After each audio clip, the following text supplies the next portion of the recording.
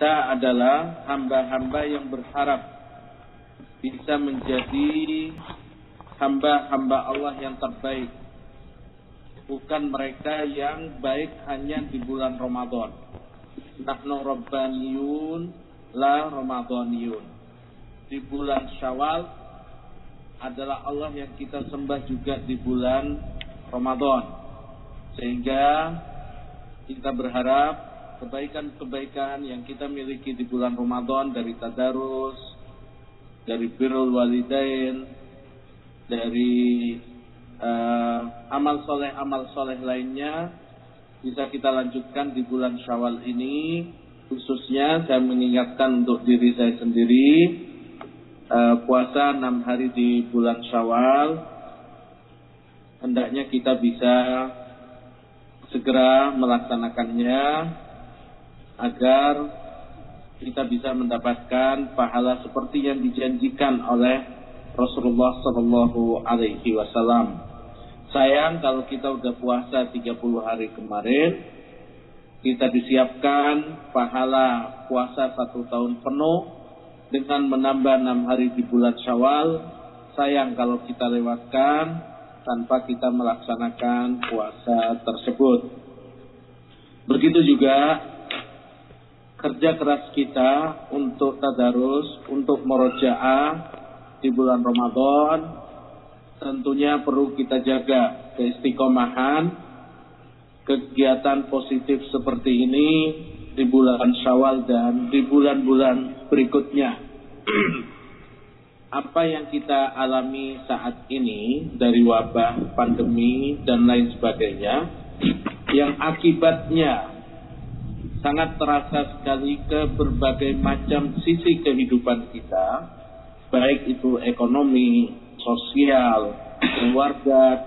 Ini bukanlah pandemi dan cobaan pertama yang dialami oleh para hamba Allah di muka bumi. Cobaan dan ujian itu adalah sebuah keniscayaan, karena Allah Subhanahu wa taala juga sudah menyatakan, qalu amanna wa hum la yuftanun. Apakah mereka mengira mereka akan berkata kami beriman lalu mereka tidak diuji? Pasti diuji. Terutama kita yang membawa bendera dakwah, bendera pendidikan, bendera tauhid. Kita sangat paham bahwa Rasulullah Sallallahu Alaihi Wasallam, beliau yang dijuluki sebagai Al-Amin, orang yang terpercaya, setelah turunnya ayat wa anzir ashiratakal aqrabin, beliau kumpulkan keluarga terdekatnya di atas bukit Safa. Di awal majelis mereka mengatakan, engkau adalah orang yang jujur, kami tidak pernah mendapati engkau berdusta. Tapi begitu beliau mengatakan, saksikanlah bahwa aku diutus oleh Allah mengajak kalian agar tidak menyembah kecuali kepadanya, masih di majelis yang sama beliau didustakan. Jadi bagi kita orang-orang yang beriman, cobaan dan fitnah itu sebuah keniscayaan. Bagi kita orang-orang yang beriman punya prinsip-prinsip di dalam menghadapi pandemi, di dalam menghadapi cobaan hidup, di dalam menghadapi kesulitan hidup. Di antaranya adalah bahwa itu adalah sunnatullah, itu ketetapan Allah. Pasti orang yang hidup di muka bumi ini pasti akan diuji. Udah jelas ayat Allah, liyabluwakum ayyukum ahsanu amala. Kita diciptakan di muka bumi ini untuk menjalani ujian, agar Allah bisa mengetahui siapa yang ahsanu amala. Yang kedua, ujian adalah alat untuk tamhis, untuk screening siapa di antara mereka yang bisa bertahan, siapa yang tidak. Siapa di antara mereka yang punya jiwa yang kokoh, sekokoh batu karang di tengah hembusan ombak, di tengah laut yang begitu kuat. Itulah salah satu fungsi dari ujian. Yang ketiga, ujian adalah kabar gembira, karena ujian itu biasanya identik dengan naik kelas. Kita ketika sekolah, kelas 1 SD mau naik ke kelas 2, kenaikan itu selalu ditentukan dengan ujian.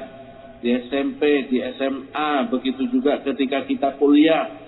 Menjelang kenaikan kelas, mesti ada ujian. Jadi kita sebagai orang yang beriman, terutama para da'i, para pelanjut Rasulullah SAW dalam mengemban risalah dakwah dan pendidikan ini, kita harus berpikir positif bahwa di balik ujian itu ada kenaikan kelas, ada kenaikan peringkat, ada kenaikan derajat.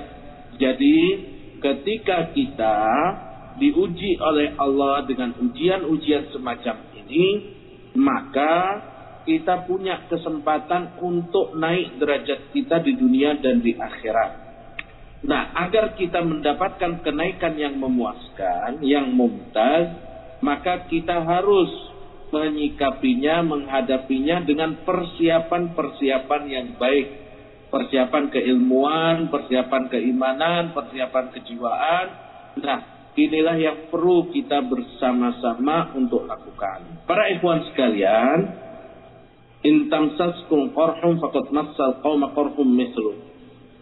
Apabila kita merasa bahwa kita ditimpa dengan ujian, kita ditimpa dengan musibah, maka kita harus melihat bahwa orang-orang yang lain juga mengalaminya. Saat ini, kondisi-kondisi seperti ini tidak hanya kita umat Islam, tidak hanya kita orang Indonesia, tapi seluruh dunia mengalami hal yang sama. Mereka yang berpikir positif, mereka yang bisa mengambil hikmah, itulah yang akan bisa naik derajatnya. Para ikhwan sekalian,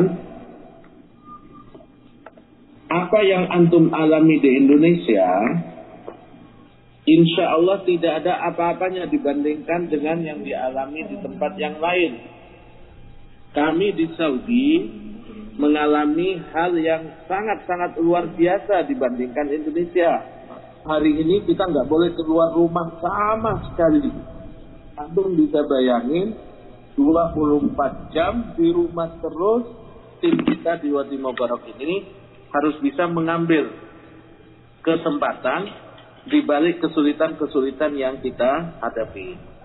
Para ikhwan, di Singapura itu ada seorang pengusaha namanya Hin Leong. Itu pengusaha sangat-sangat besar sekali. Dia pengusaha terkaya nomor 18 di Singapura. Bank-bank itu berebutan untuk memberikan pinjaman kepada dia. Kekayaan dia 1,6 miliar dolar. Jadi berapa triliun coba. Orang kaya raya sekali. Dan dia termasuk seorang pedagang minyak yang luar biasa. Dan kemungkinan dia yang memasokkan minyak ke Indonesia itu.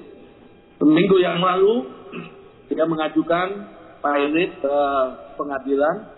Dia minta pengadilan agar menutup usahanya dan dibangkrutkan. Orang dengan kekayaan triliunan. Sekarang pemilik minyak, kalau dulu ya, minyak itu satu barrel bisa sampai $150 beberapa waktu yang lalu, karena pesawat nggak jalan, mobil nggak jalan, perusahaan nggak jalan, nggak ada yang beli minyak. Karena penampungannya penuh, sementara sumur minyak nggak mungkin di stop, karena kalau dia di stop, dia harus dibor ulang dengan biaya yang sangat mahal. Maka mereka-mereka yang punya minyak itu nawarkan, ayo siapa yang butuh minyak, yang biasanya bayar, saya kasih uang $1 per barrel. Kita saksikan juga, banyak perusahaan-perusahaan besar, sebesar Adidas, bahkan di penerbangan terutama sangat-sangat terdampak sekali. Pernah saya posting di grup Asatid ya, pilot-pilot yang biasa nyupir pesawat sekarang jadi supir ojek online dan lain sebagainya. Itu harus bisa kita tangkap bahwa sangat mudah bagi Allah untuk membolak-balikkan nasib seseorang. Keimanan yang tidak akan pernah hilang dari kita, keimanan yang harus kita pertahankan. Uang, derajat sangat mudah dihilangkan oleh Allah Subhanahu wa Ta'ala. Air Asia kurang kuat bagaimana manajemen mereka. Sekarang banyak di PHK kemudian dirumahkan. Ini hal-hal yang kita rasakan termasuk di sekitar kita, di tetangga-tetangga kita mengalami hal-hal yang seperti ini. Belum lagi gangguan-gangguan sosial. Di Mekah banyak saudara-saudara kita, TKI yang stres teriak-teriak tanpa sebab. Di Madinah itu sampai ada beberapa orang yang mereka nggak punya makan, harus makan nasi aking. Jadi ini satu keadaan yang sangat-sangat tidak ideal kita, tapi inilah kita harus tangkap bahwa di situ ada peluang besar bagi kita untuk mengambil kepemimpinan.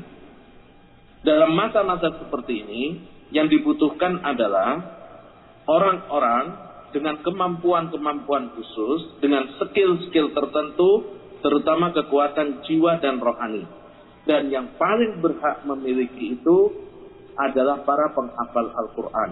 Antum-antum yang bergelut dengan Al-Quran setiap hari, antum harus menjadi pencerah di tengah masyarakat dan umat kita. Jadi, kewajiban kita, bukan pribadi kita, bukan kehidupan kita, bukan kehidupan keluarga, anak dan istri kita, tapi saat ini beban yang harus kita ambil adalah beban memberikan pencerahan kepada orang-orang di sekitar kita dan kepada umat pada umumnya. Ini yang harus diambil alih oleh Wadi Mubarak, oleh kita, oleh antum-antum yang bareng-bareng di Wadi Mubarak. Ayo kita lakukan gerakan, kalau boleh kita namakan adalah gerakan Raf'ul Ma'nawiyat.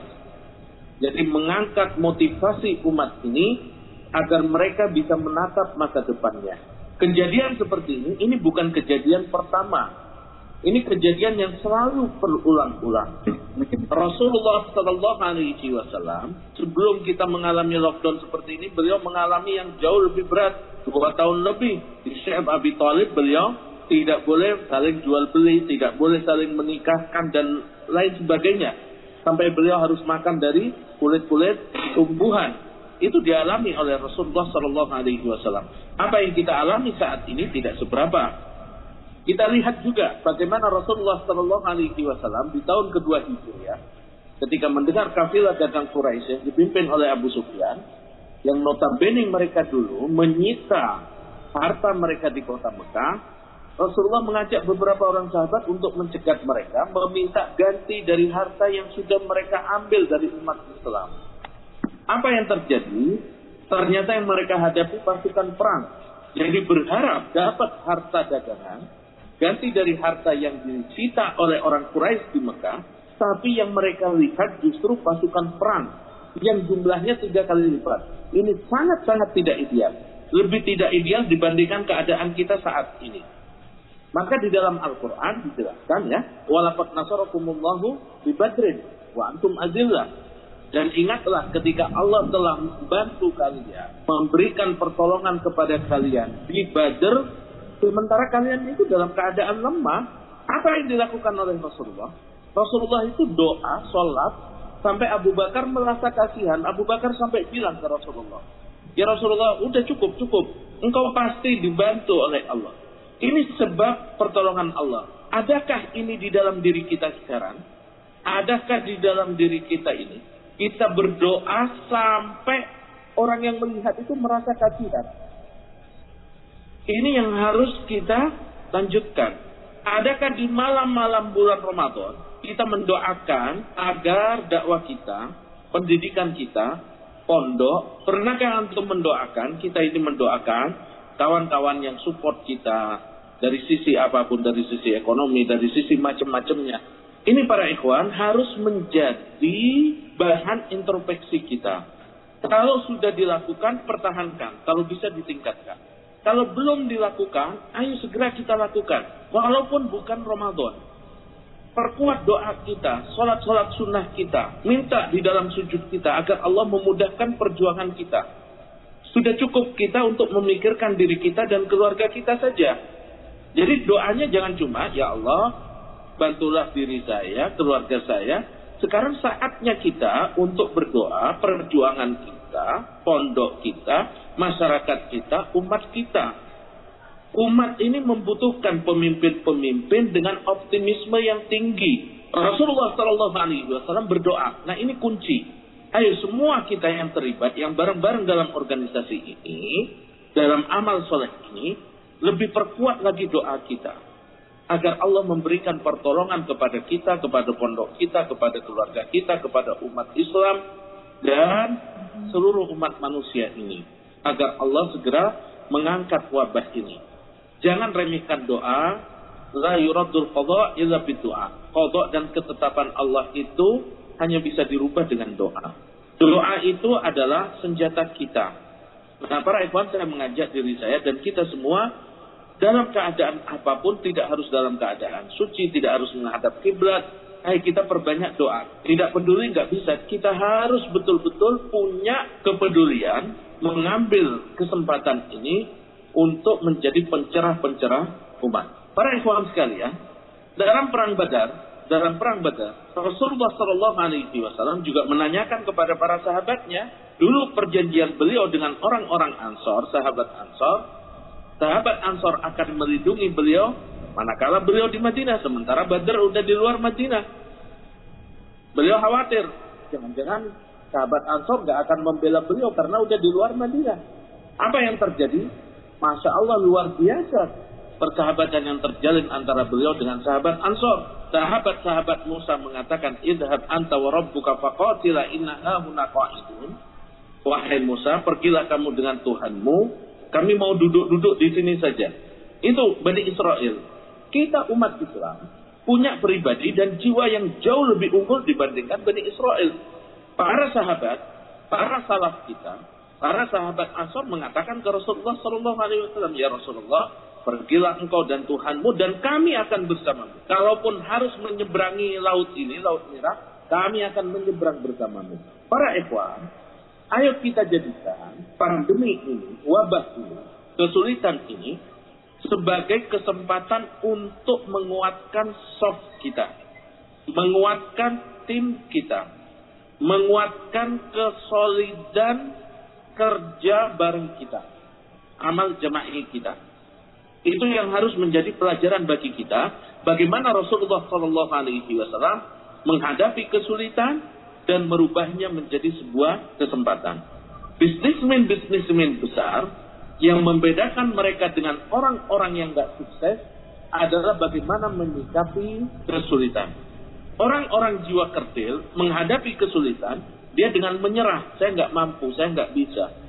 Sementara orang-orang yang berjiwa besar, dan itu harus dimiliki oleh para dai, mereka selalu mencari, mereka selalu berpikir, bagaimana kesulitan itu menjadi peluang. Ketika keadaan kayak begini, unit-unit usaha berhenti, bagaimana pandemi ini bisa menjadi peluang bagi kita? Bagaimana di balik kesulitan ini, kita bisa meningkatkan mutu pendidikan santri kita dengan baik. So, kita lebih kuat, kita tata organisasi yang lebih bagus, kita tata masa depan yang lebih baik, kita lebih konsentrasi lagi, lebih totalitas lagi, agar bisa menghasilkan sesuatu karya yang sangat luar biasa dan istimewa. Para ikhwan sekalian, antum jangan melihat Singapura sekarang. Orang yang pegang paspor Singapura, itu adalah paspor paling kuat di dunia, ngalah-ngalahin Amerika dan Inggris.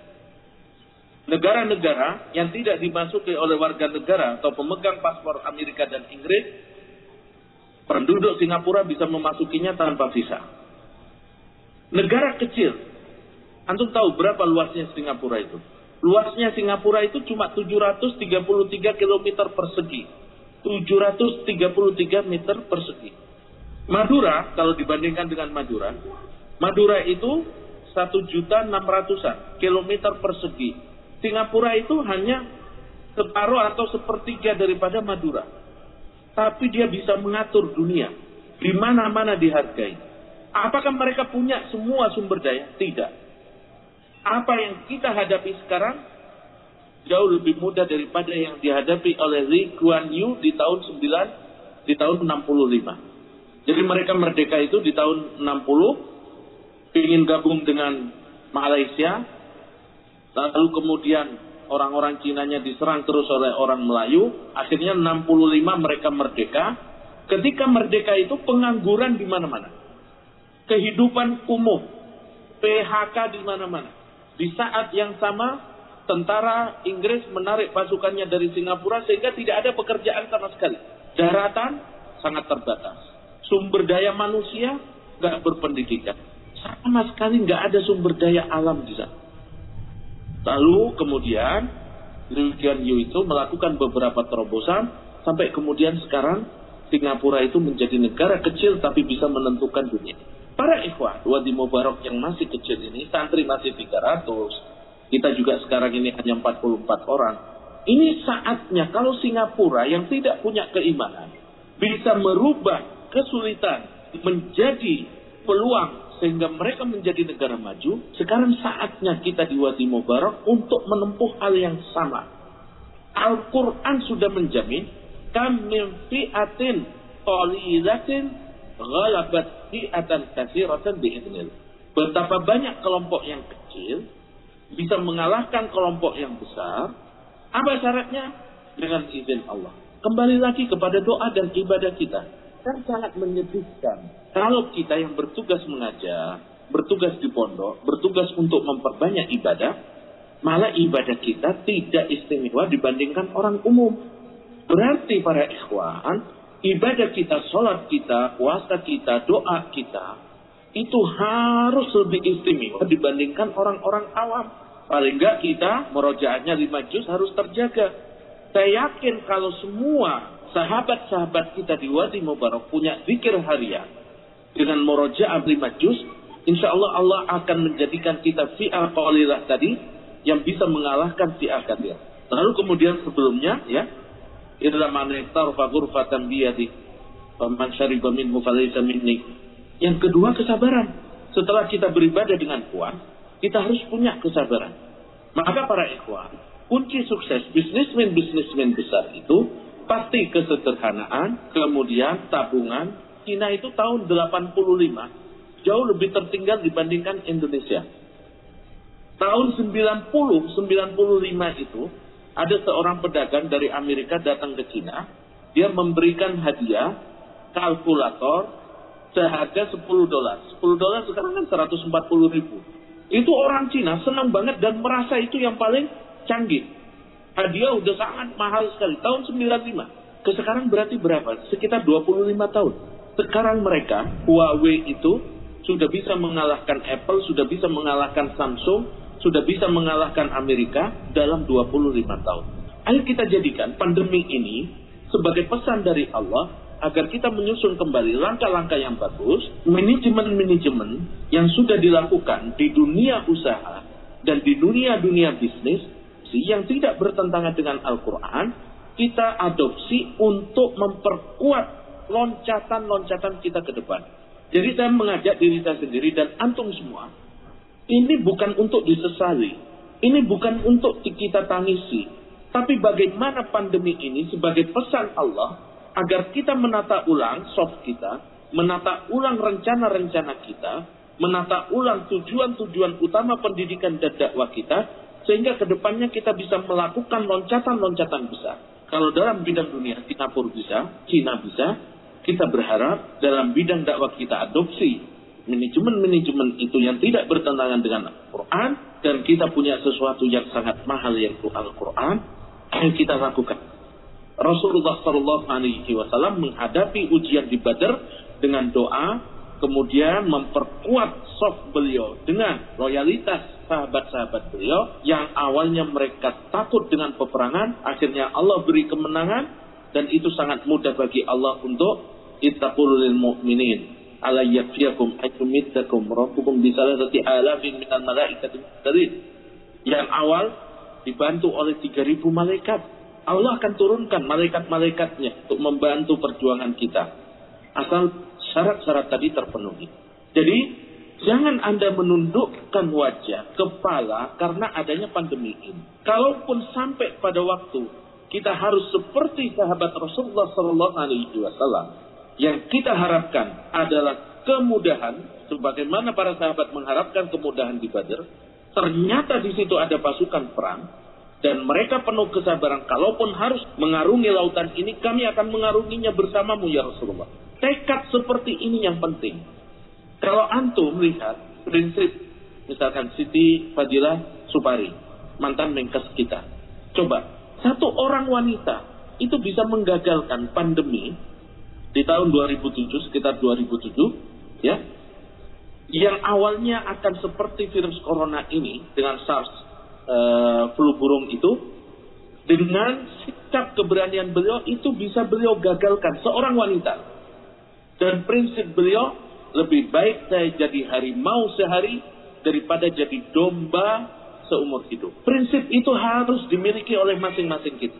Daripada kita ngikor, membebek pada keputusan-keputusan yang tidak benar, yang kita tidak tahu arahnya mau kemana, lebih baik kita jadi harimau yang siap bertarung, walaupun mungkin kita dikriminalisasi, walaupun kita mungkin difitnah, tapi yakinlah, dalam dunia bisnis saja, Singapura sudah membuktikan, Cina sudah membuktikan. Kenapa kita tidak membuktikan apa yang sudah dialami oleh Rasulullah SAW, oleh para sahabat, oleh ulama salaf dulu? Setiap ada musibah, pasti ada dua kemudahan. Syekh Ibnu Utsaimin dalam tafsir Juz Amma belum menjelaskan tentang fa'inna ma'al usri yusra itu, dan hadis asar ya, karena hadisnya dhaif, tidak sahih penisbahannya kepada Rasulullah SAW.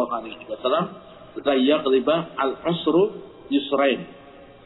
Itu yang sahih adalah asar dan bukan hadis Rasulullah SAW. Tidak mungkin satu kesulitan bisa mengalahkan dua kemudahan. Ini kesulitan, corona dan macam-macamnya, ini satu kesulitan. Di belakang itu, kalau kita kerja keras, kita beribadah dengan benar, ada dua kemudahan. Mari kita sikapi kesulitan ini sebagaimana Rasulullah SAW dan para sahabat menyikapi Badr dulu.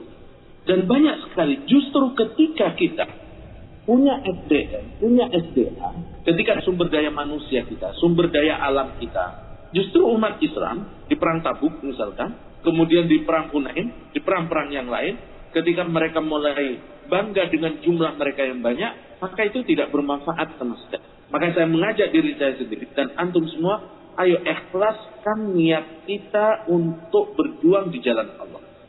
Kesampingkan semua intrik-intrik dan kepentingan pribadi. Kita bergandengan tangan, kita kuatkan untuk barang-barang, jangan ada pengkhianatan-pengkhianatan di antara kita. Jadikan ini sebagai kesempatan kita untuk bergandengan tangan, menguatkan lagi lebih kuat jabat tangan kita, soft kita, lompatan-lompatan besar ke depan di bidang dakwah, di bidang pendidikan. Insya Allah banyak sekali kemudahan yang sudah disiapkan oleh Allah Subhanahu wa Ta'ala. Allah hanya ingin menguji kita sabar apa tidak. Keimanan kita, jiwa kita kuat atau tidak. Kita harus yakin bahwa Allah menyiapkan banyak kemudahan balik kesulitan ini, tapi dengan syarat tingkatkan ibadah kita, maksimalkan ibadah dan doa kita, dan yang kedua adalah usaha-usaha kita, soft kita harus ditata ulang, niat kita, visi-misi kita itu harus kita perkuat, kita singkirkan kepentingan pribadi, kepentingan yang itu bisa menghalangi misi dan dakwah kita untuk menyebarkan Al-Quran. Bagaimana di tengah pandemi ini kita bisa menentukan langkah kita sendiri, kita berdiri di atas kaki dengan menguatkan rencana-rencana kita ke depan, tentunya setelah kita memperbaiki tauhid kita, ibadah kita kepada Allah Subhanahu wa Ta'ala. Syekh-syekh yang membantu kita itu menginginkan para ikhwan agar lembaga yang kita kelola bareng-bareng ini bisa menjadi lembaga yang terbaik, tidak hanya di Indonesia, tapi paling tidak di Asia Tenggara. Dan ini alhamdulillah Allah sudah memberikan kabar gembira kita ya. Kemarin kawan-kawan memberitahukan ke saya, tiba-tiba banyak orang-orang yang punya gelar, orang-orang yang punya kemampuan, skill, ingin hafal Quran, ingin tempat kita, ingin bantu kita. Ini cara Allah untuk mengembangkan usaha-usaha dakwah dan kegiatan pendidikan kita. Antum bisa bayangkan, para ikhwan sekalian, kemarin ada orang dari Bangladesh itu sudah pernah dapat rekomendasi dari maktab dakwah di Jeddah, dia bahkan profesor, dosen saya, dia dapat untuk bisa melanjutkan ke kita dari Dubes Saudi di Malaysia, ingin masuk di tempat, tapi oleh kawan-kawan ditolak karena satu dan lain hal. Lalu kemudian kawan-kawan yang sudah di Madinah, dari Tajikistan, dari Prancis, mereka sudah keterima di Madinah, ingin cuti dan ingin untuk gabung dengan kita menuntut ilmu ngafal Quran tempat kita. Ini karena fadlun minallah, awalan wa akhiran, fadilah dan keutamaan dari Allah, karunia dari Allah adalah kerja keras satu mantum.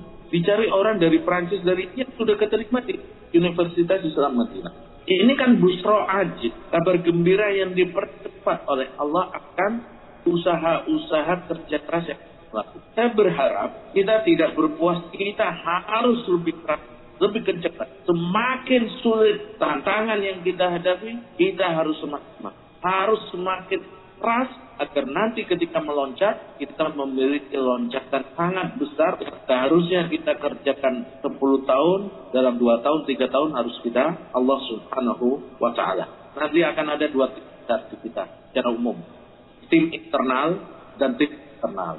Tim internal ini punya kewajiban untuk mendidik santri agar bisa menjadi santri-santri unggulan yang terbaik. Yang di bagian Al-Quran punya tanggung jawab utama bagaimana mereka bisa jadi the best di bidangnya.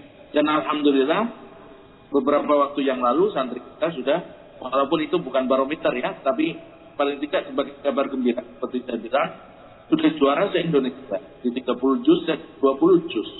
Kabar-kabar seperti ini yang kita ingin harapkan. Bukan di perlombaannya, tapi di kualitasnya. Jadi kedepannya yang bagian ketahfidzan harus bisa memberikan jaminan mutu bahwa alumni Wadi Mubarak dalam bidang Al-Quran, dalam mereka alumni yang terakreditasi yang terbaik. Nanti bentuk KGBS, ini terkenal. KGBS adalah yang misalkan di bidang fikih. Saya ingin santri-santri kita, misalkan dia di matan Abi Suja saja, adalah orang-orang yang terbaik dalam pemahamannya di Syafi'i, matan Abi Suja. Di usul fiqh, di waraqat, di ini. Harus mereka jadi. Dan ini tantangan internal, tidak boleh keluar sama sekali. Kecuali hal-hal yang sudah menjadi sepakat. Tidak boleh keluar itu untuk kegiatan-kegiatan yang tidak penting. Karena saya berpikir ini tidak banyak memberikan manfaat. Kita harus punya pabrik yang menghasilkan produk-produk unggulan. Mereka lah yang nanti akan melayani umat. Maka tim internal ini harus fokus. Saya akan minta pertanggungjawaban masing-masing orang untuk mencetak yang terbaik santri kita di bidang yang kita. Quran, saya akan minta pertanggungjawaban kawan-kawan tim takfir, kualitas Quran anak-anak kita harus yang terbaik. Dengan ini insya Allah Allah akan menurunkan pertolongannya. Jadi dari sekarang harus mulai dulu kita hanya 2 semester, santri-santri 30 juz. Sekarang kita jadikan 3 semester. Oke, saya terima. Agar misalkan lebih kuat, jangan sampai nanti minta 4 semester atau 3 semester nggak kuat-kuat juga. Setelah tahun 2 tahun, Anda harus punya kewajiban untuk kembalikan ke 2 semester lagi, tapi dengan kualitas hafalan sekuat yang 3 semester. Makanya jangan mudah puas dengan apa yang kita dapatkan. Kemarin saya sudah dapat laporan dari Ustaz Aziz, ya insya Allah sekitar 90% lah memenuhi target dengan kualitas hafalan yang bagus. Kalau 2 tahun ini bisa dipertahankan, nanti mulai dicoba kembali lagi ke 2 semester dengan kualitas hafalan yang sama, yang kuat. Nah, nanti yang di fikih siapa ketuanya, siapa timnya. Harus anak-anak itu betul-betul menguasai fikih, terutama fikih Syafi'i, dan mereka siap menjawab tantangan-tantangan bidang hadis juga seperti itu. Mereka harus menguasai misalkan Nukhbatul Fikr atau apa yang jadi kurikulumnya, atau misalkan Arba'in Nawawiyah. Begitu juga dengan tafsir, begitu juga dengan bidang. Nanti di bidang kesantrian juga saya akan tuntut bagaimana loyalitas santri kita untuk mengemban visi misi dakwah, tidak memikirkan diri sendiri, tidak jalan sendiri, apa program-programnya. Ini yang akan kita tuntut dari kawan-kawan yang internal. Tidak usah berpikir untuk pembiayaan pondok, antum konsentrasi untuk meningkatkan kualitas keilmuan santri kita dan kejiwaannya, adab sopan santun. Saya sangat tidak ingin kalau ada santri alumni kayak di pesantren justru memusuhi ustadz-ustadznya, mentahdir ustadz-ustadznya, atau menjelek-jelekkan pondoknya. Ini nggak ada adabnya sama sekali. At-Tibyan fi adab hamadatul Quran ini sangat penting sekali untuk ditandakan di bagi. Harus ada kajian-kajian seperti ini. Ini sangat penting sekali berlandaskan kepada adab. Nah, nanti ada tim eksternal. Tim eksternal ini nanti ada mimbar, Ustaz Muji, lalu kemudian ada Ustaz Zainal, lalu kemudian nanti ada wisata Quran, Ustaz Teguh, dan kawan-kawan yang lainnya. Saya akan tuntut mereka ini untuk bikin program-program pengabdian masyarakat yang selama ini memang belum kita tekuni dengan baik. Selama ini kita hanya menunggu. Nanti bagaimana masjid-masjid di Kota Bogor itu ada rumah-rumah tahfidznya, ada pusat-pusat pembelajaran tikjannya, ada pusat-pusat pembinaan kita, sehingga tercipta komunitas. Dari komunitas inilah nanti kita akan punya kawan-kawan yang akan bareng-bareng untuk mensupport kegiatan pondok. Baik lewat lazisnya, lewat unit-unit usaha kita, haji umroh dan lain sebagainya. Ini urusan kawan-kawan eksternal, yang internal jangan ikut-ikutan. Tapi internal ini punya kewajiban untuk mensupport kawan-kawan eksternal dari sisi SDM. Ketika misalkan wisata Quran sekarang bikin misalkan kerjasama dengan Markas Iqra tahsin online. Kawan-kawan internal berkewajiban untuk menyiapkan musyrif untuk melakukan kegiatan tahsin online. Usia kita sangat-sangat pendek sekali. Kita di rumah hanya hidup untuk diri sendiri. Belum tentu bermanfaat untuk diri sendiri apalagi untuk umat. Keberadaan kita di pondok akan menguatkan tim kita, menguatkan diri kita. Manusia itu tergantung kepada sahabatnya. Mana dia tidak. Sekarang mulai masing-masing memikirkan berkreasi apa yang bisa dilakukan. Internal dan eksternal. Anda boleh untuk memiliki ide yang internal, tidak dilarang untuk punya ide kreatif untuk kegiatan eksternal. Tapi nanti yang melaksanakan adalah kawan-kawan yang eksternal. Jangan kebolak-balik. Ayo kita bagi tugas. Kita bagi tugas, masing-masing saling menguatkan. Masing-masing saling menguatkan, saling support. Oleh karena itu, para ikhwan, saya berharap kita total betul dalam berjuang. Orang bisnis itu bisa 24 jam tidak tidur, total mereka. Nah kita kenapa berjuang di jalan Allah tidak total? Udah, totalitas. Lupakan kepentingan-kepentingan pribadi kita, rencana-rencana kita bareng-bareng. Bagaimana masa pandemi seperti ini ketika umat dalam kesusahan, dalam kesusahan, pada stres, kita muncul untuk memberikan pencerahan-pencerahan berdasarkan Quran dan Sunnah. Lalu kemudian di pondok itu yang harus menjadi role kita dalam kegiatan-kegiatan ke depannya. Yang ketiga inovasi ya. Ini penting inovasi, kata Quran nanti berinovasi, ini berinovasi, yang di dalam juga berinovasi. Bagaimana nanti kalau santri belum bisa kembali inovasi untuk dekat dengan wali santri dan lain sebagainya. Lalu kemudian pembangunan network kehidupan kita untuk tetap sederhana ya para ikhwan. Jadi insya Allah nanti kita akan mulai masyarakat